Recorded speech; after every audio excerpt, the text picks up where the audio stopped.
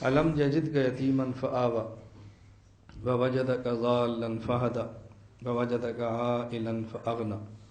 अलम यजिद का यतीमन फ़आवा, ये तो सबको पता है कि रसूलुल्लाह सल्लम पैदा बाद में हुए और आपके वालिद फौत पहले हुए, तो आप पैदाइशी यतीम थे, पैदाइशी यतीम। लोग कहते हैं फलां बंदा पैदाइशी वली है।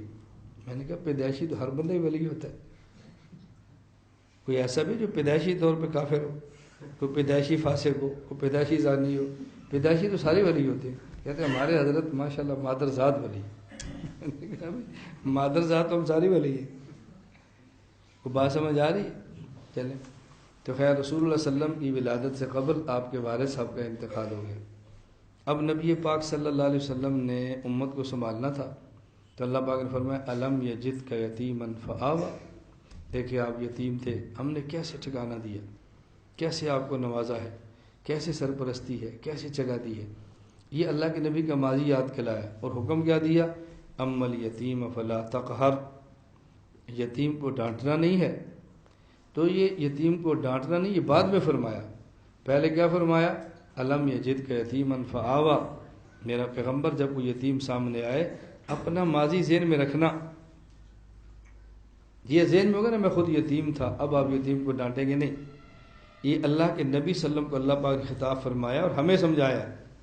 अब ये ना समझो सिर्फ हजूर पाक के लिए और हमें नहीं समझाया, हमें समझाया है। अब हम अपना माजी देखें, मैं दीन पर कैसे आया, मेरे साथ लोगों का ताल्लुक़ कैसे था, अगर ये मामला मेरे साथ होता तो क्या बनता।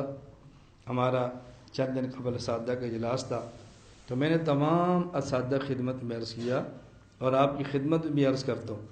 मैं कहता हूँ जो बंदा मरकज़ अहल सुन्नत वल जमात के गेट में दाखिल हो, उसके पास सामान है तो लो, पकड़ो, बैग उठाओ उसका, अगर उसको नहीं पता तो उसको दफ्तर तक पहुँचाओ, चाय पीता है तो चाय पिलाओ, पानी पीता है तो पानी पिलाओ।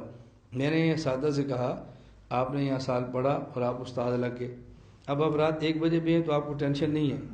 जब कोई मेहमान आए ना तो अपना ज़हन बनाना, जब पहली बार आप आए थे तो आपकी कैफियत क्या थी।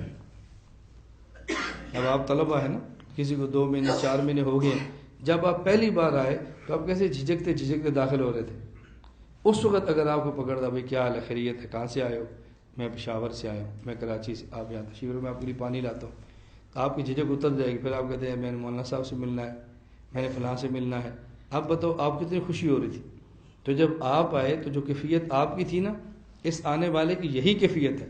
वो माजी ज़हन में रखोगे तो आने वाले मेहमान की खिदमत बहुत आसान होगी, और वो माजी ज़हन में नहीं रखोगे तो आने वाले मेहमान की खिदमत आप नहीं कर सकते। तो बंदा अपने आप को कंट्रोल वही रख सकता है जो माजी अपनी ज़हन में रखे। माजी ज़हन में ना तो खुद को कंट्रोल में नहीं रख सकते। मेरे साथ कई बार ऐसे वाक़यात आते हैं, मैं अब सारे वाक़यात तो नहीं सुनाता, कई बार ऐसे, मसलन हम गाड़ी पे जा रहे हैं, अब सड़क छोटी है, साथ कच्ची सड़क है, वहाँ से गाड़ी दौड़ाएं, आगे साइकिल वाला आ रहा है, उसके ऊपर मट्टी पड़ती है, कभी बारिश होती है, गाड़ी दौड़ाएं, पैदल वाले पर कीचड़ उठता है, तो आप बेशक ड्राइवर से पूछें। मैं कहता हूँ गाड़ी ऐसा करो, ऐसा करो, ऐसा करो, इसके ऊपर पानी की छींटें मत फेंको, इसको कीचड़ से बचाओ और इसको मट्टी से बचाओ। क्यों? अब मेरे ज़हन में अपना माजी है। एक वक्त वो था कि मैं साइकिल पर था और मेरे पास से गाड़ी गुजरती थी। अब मैं गाड़ी पर हूँ तो मेरे पास से साइकिल गुजर रहा है, तो जब मैं साइकिल पर था तो गाड़ी वाले के बारे में मेरा ज़हन क्या होता था, अब वही ज़हन इसका है। मेरी बात समझ आ रही? इसको ज़हन में रखो। आप आलिम बने, अल्लाह आपको शोहरत दे, अल्लाह आपको इज़्ज़त दे, अल्लाह आपको दौलत दे, अल्लाह अफ़ियत के साथ खूब आपसे दीन का काम ले। और जब आप हजूम के झुरमुट में फिर कोई मिस्कीन और गरीब आए ना, तो ज़रा ख्याल रखना, अपना माजी ज़हन में रखना, फिर गरीब को मिलना बहुत आसान है। माजी ज़हन को रखेंगे तो गरीब का मुसाफा बहुत आसान है। अपनी माजी ज़हन में रखना। हम कैसे थे, हम हर रोज़ कपड़ा बदलते थे, रंग वाला कपड़ा होता था, 3-3 दिन पहनते थे, उसी से मिट्टी आती थी। अब इसी तरह मिट्टी वाले मजदूर भी आएंगे ना, जब माजी ज़हन में रखेंगे तो आप कभी गरीब को दुत्कारेंगे नहीं। इसलिए अल्लाह ने अपने हबीब से फरमाया अलम यजिद का यतीमन फ़आवा, आगे फरमाया अम्मल यतीम फला तक़हर, फिर अपने हबीब से फरमाया ववजदक आइलन फ़अग़ना, आप गरीब थे, पैसा नहीं था, हमने कितना आपको दिया है, اما سائل فلا تنہر، اب سائل کو ڈانٹنا نہیں ہے، ماضی ذہن میں رکھنا۔ میں صرف خود نہیں، میں گھر والوں سے بھی کہتا ہوں کہ کوئی بھی عورت گاؤں سے آ جائے آپ کے پاس اور مانگنے کے لیے آئے، وہ آپ سے 1,00,000 مانگے، آپ 1,00,000 نہیں دے سکتی، 100 روپیہ دو۔ 1,00,000 دے سکتی ہو دو، نہیں دے سکتی 100 دو۔ کوئی مانگنے والا آئے 5,000 مانگے، نہیں دے سکتی 500 دو، جتنا دے سکتی ہو دو۔ اس کو واپس خالی نہیں کرنا، اس کو میرے پاس وسعت نہیں، وسعت ہوتی میں زیادہ دیتی، نہیں ہے جو ہے بس آپ رکھ لو، اس کو ذہن بناؤ۔ ابھی کچھ دن پہلے ہمارے ایک اچھے تعلق والے ہیں، ملنے کے لیے آئے، تو مجھ سے انہوں نے 30,000 روپیہ قرض مانگا کہ چاہیے۔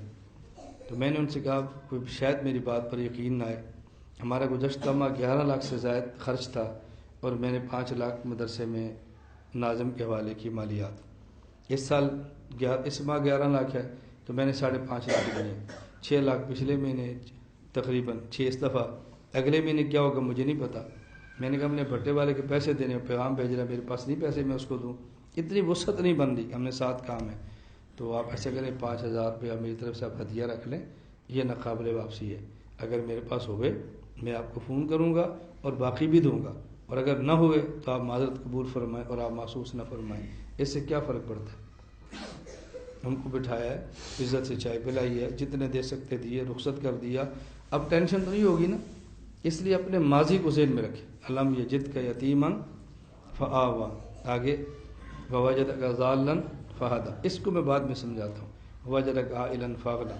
تو اللہ نے 2 حکم دیے اور ماضی سمجھائی، اس لیے مجھے اور آپ کو اپنی ماضی نہیں بھولنی چاہیے، اپنا ماضی ذہن میں رکھنا چاہیے، پھر انسان اللہ جتنی بھی ترقیات عطا فرمائے کبھی بھی مغرور نہیں ہوتا، آدمی اپنی اوقات کے اندر رہتا ہے۔ لا الہ الا اللہ، لا الہ الا اللہ، لا الہ الا اللہ۔